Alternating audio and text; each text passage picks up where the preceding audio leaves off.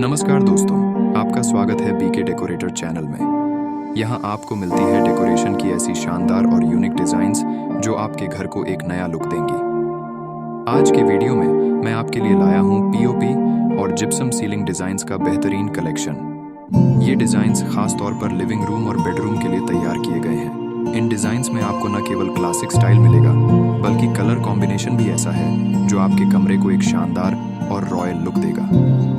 दोस्तों, क्या आपने कभी सोचा है कि एक खूबसूरत सीलिंग आपके बेडरूम को कितना खास बना सकती है?